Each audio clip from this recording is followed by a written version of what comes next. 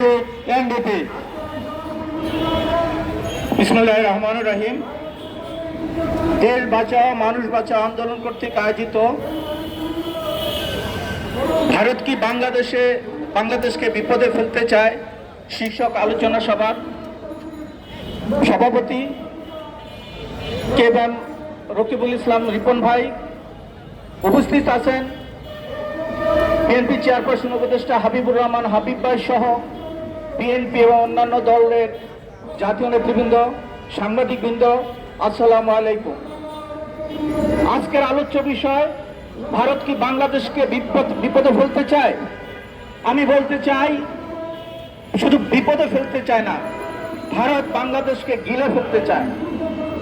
কারণ আমরা দেখেছি 1971 সালে যখন বাংলাদেশের স্বাধীনতা ঘোষণা করেন শহীদ প্রেসিডেন্ট জিয়াউর রহমান, তখন ভারত নিজেদের একটা এজেন্ডা নিয়ে বাংলাদেশকে সাহায্য করতে এগিয়ে এসেছিল এবং স্বাধীনতার পরে বাংলাদেশের মূল্যবান অস্ত্র এবং ধন সম্পদ লুটে নিয়ে গিয়েছিল।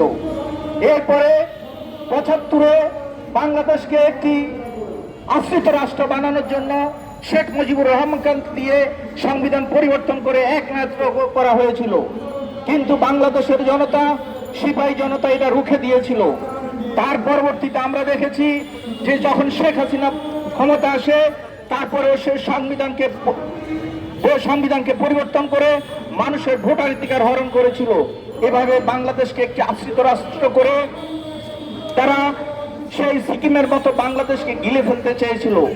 আপনারা নিশ্চয়ই লক্ষ্য করেছেন যে 5ই আগস্ট 2024 সনে শেখ হাসিনা যদি গোপালগঞ্জে আশ্রয় নিতে পারত, তাহলে আমাদের বাংলাদেশের অবস্থা সিকিমের অবস্থায় হতো।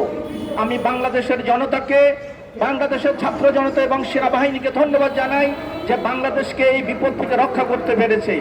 তাই আমি এই মুহূর্তে বলতে চাই, একটা গণতান্ত্রিক অভ্যুত্থানের পরে আমরা সকল রাজনৈতিক নেতৃবৃন্দ, সকল রাজনৈতিক দল, সাধারণ মানুষ আমরা একতাবদ্ধ হয়েছি স্বৈর শাসনের বিরুদ্ধে। আমাদেরকে এখন ঐক্যবদ্ধ থাকতে হবে আগামীতে, যেন ভারত আমাদের উপর কোনো কর্তৃত্ব সাধন করতে না পারে। আমরা যেন স্বাধীনতার সার্বভৌমত্ব নিয়ে বাংলাদেশে থাকতে পারি, আমাদের অধিকার জন্য আমরাই নিজেরা নির্ধারণ করতে পারি, সেই আশাবাদ ব্যক্ত করে আজকের এই অনুষ্ঠান আয়োজনের জন্য রিপন ভাই সহ দেশ বাঁচাও মানুষ বাঁচাও আন্দোলনের সকলকে ধন্যবাদ জানাচ্ছি।